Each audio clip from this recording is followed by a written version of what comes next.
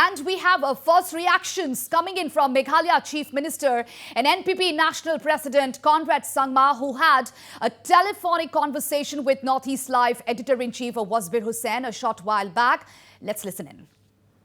I'm now joined by Chief Minister and NPP leader, Mr. Conrad Sangma. Mr. Conrad Sangma, it has been really a very, very keenly contested battle as far as the Garo Hills District Council elections are concerned. It is 12 Congress, immediately followed by your party with 11 seats. What is your reaction?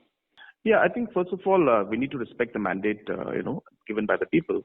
So we accept the mandate that is given by them. Clearly, there has been a vote in an anti-incumbency for the earlier EC, which was run by the NPP. So, which is very clear from the fact that all the sitting MDCs, not only from our side, but a lot from the other side also have lost.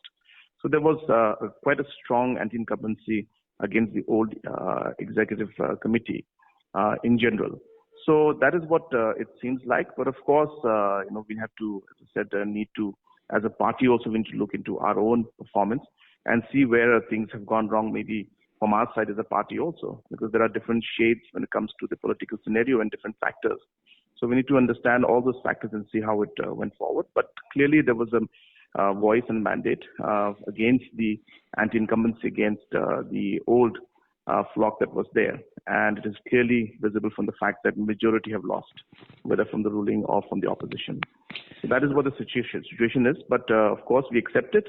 And we will see how we'll work forward. Right. But now, you have two alliance partners. If you look at the alliance in the state, two of your alliance partners, the BJP and the UDP, were contesting independently, separately, as far as the Garo Hills elections were concerned. If you add up those figures, 11 of your party and 2 of the BJP, you already have 13. So does it going to work like that, or do you think you are... We will have to discuss with them. As I said, government at the state level is though we are in alliance, it's the different factors that come into being at the district council level, which is similar when you go to the Khasi Hills and Jhansi Hills also.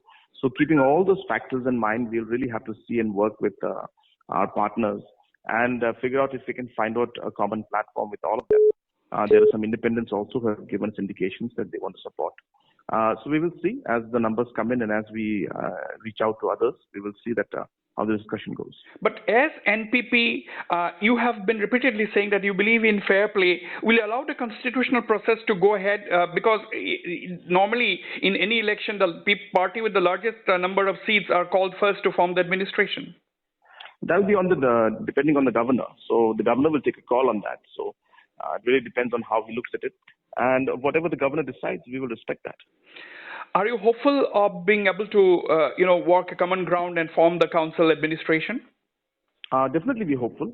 We are in talks with many of them, and we will see. It takes a bit of time to talk to everybody and discuss. So once the discussions are done, once we are able to bring everybody on the same platform, then we'll be able to really give a better picture of them.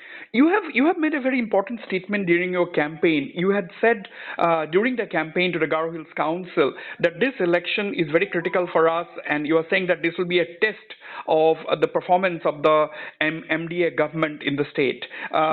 Do you think that verdict has been reflected? How do you look at it?